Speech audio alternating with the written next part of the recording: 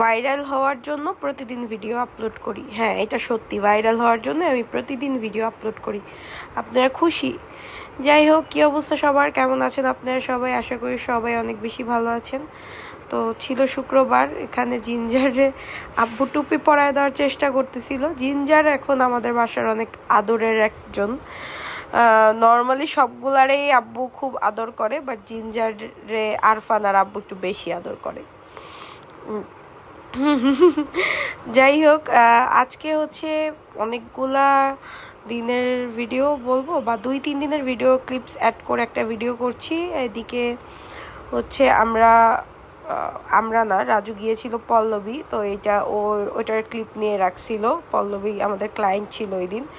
তারপরের দিন আমি আবার ওই দিন বিকালেই আমি গিয়েছিলাম আবার সিম্বাকে নিয়ে হচ্ছে ওর নিউটার করাইতে।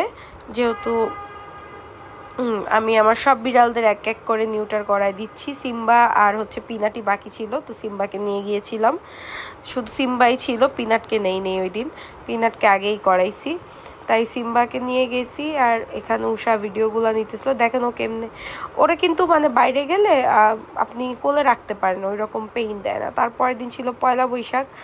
পয়লা বৈশাখের দিন আমরা রেডি হয়ে দুই বোন টুইনিং করি, একই ড্রেস পরি। এটা আমরা ঈদে বানাইছিলাম, বাট আমরা ঈদে পরার সুযোগ পাইনি, দুজন দুই জায়গায় ছিলাম।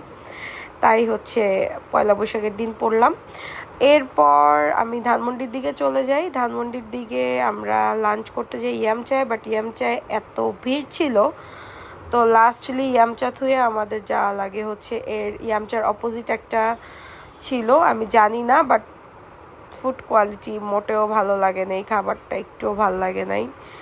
আর এত সার্ভিস, তাদের এসি টেসি সব বন্ধ ছিল, বিরক্ত লাগতেছিল। বারবার বলার পরও তারা এসি ছাড়ে নাই। মানে তখন রাজু বলতেছিলাম এত গরম লাগতেছে, এর মধ্যে এসি বন্ধ করে রাখছে এইরকম। তারপর খাবার আসে, খাবার খাই, যেটা রিজিকে ছিল সেটাই খাই। যাই হোক, আলহামদুলিল্লাহ। তারপরের দিন এটা বাসায় আমার জেবু পাখিরা আসে আমার একটা প্রোগ্রামের জন্য। তো ওই প্রোগ্রামের ভিডিও আমি আলাদাভাবে শেয়ার করব, ওই সব ডিটেলস আমি আলাদা পার্টে শেয়ার করব। তো জেবুনি জিঞ্জারের সাথে খেলতেছিল। আর জিঞ্জার এমন একটা বিড়াল, জিঞ্জার কেন, আমাদের বাসার কোনো বিড়ালই বাচ্চাদেরকে হার্ম করে না। মনে করেন হার্ম করে না বলতে, ওরা যাই করুক না কেন, ওরা রিপিট কিছু করে না আর কি। তো এরপরে বিকালবেলা আমরা একটু বের হইলাম, আমি আর রাজু, কারণ দেখা গেছে যে আমার হাঁটা এখন একটু দরকার, তো একটু হাঁটতে বের হয়েছিলাম, জিয়া উদ্যান গেছিলাম। আর আমার ভাই একটু ঠান্ডা ঠান্ডা ওয়েদারে হাঁটতে, একটু বাইরে হইতে বিকালবেলা খুব ভাল লাগে, কারণ সারাদিন বাসায় বসে থাকতে আসলে ভাল লাগে না। জিয়া উদ্যানে গেলাম, অনেকক্ষণ হাঁটলাম, সুখ দুঃখের আলাপ পারলাম। এর মধ্যে ঝালমুড়িও খাইছি, একটা কি বলে ওইটাকে, পেয়ারা মাখা আমড়া মাখা মিক্সড একটা যে আচার পাওয়া যায়, ওইটা খাইছি। তারপরে এই হাঁটতে হাঁটতে ওই দিন হচ্ছে একটা ইনসিডেন্ট হয় ফেসবুকে, নিউজ ফিডে। ওই ইনসিডেন্টটা খুব ভাইরাল ছিল, ওইটা নিয়ে কতক্ষণ কথাবার্তা বললাম। আর আমি মনে করি হাজব্যান্ড ওয়াইফকে যতটুক পারা সম্ভব উচিত একটু কোয়ালিটি টাইম স্পেন্ড করা, নিজেদেরকে সারাদিনে 1 ঘন্টা বা আধা ঘন্টার জন্য হইলেও দুজনের সাথে একটু প্রপার টাইম স্পেন্ড করা, বা সেটা যে কোনো কিছু নিয়ে হইতে পারে, যেটা আমাদের পার্সোনাল টপিক নিয়ে হইতে পারে, আমাদের সারাদিন কি করছি না করছি সেটা নিয়ে হইতে পারে, বাট নিজেদের নিয়ে জাস্ট বিটুইন আস, মানে আমার আর রাজুর মধ্যে যে কনভারসেশনটা হবে, অ্যাজ লাইক আমি চাই, আমার মতে আমি চাই না, আমার মতে প্রত্যেকটা হাজব্যান্ড ওয়াইফের মধ্যে ওই রকম যদি সম্পর্ক থাকে, তাহলে ওই সম্পর্কটা খুব স্মুথ হয়।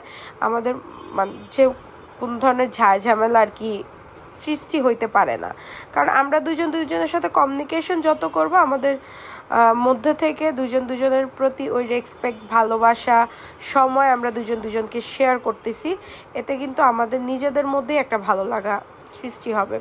তারপরে সামনের দিকে আইসা আমি হচ্ছে গিয়ে আপনার খাইলাম, কি বলে এটাকে, ঝালমুড়িকে অলরেডি খাওয়ার কথা বলছি না, তখন খাইনি, এখানে আসার পর খাইছি। আর তারপর আম্মু বাসায় এসে দেখি আমি পোয়া পিঠা খেতে চাইছিলাম, তাই আম্মু পিঠা বানাচ্ছে, পুলি পিঠা, পোয়া বলতেছি, পুলি পিঠা বানাচ্ছে। অ্যান্ড এখানেই শেষ আজকের ব্লগ।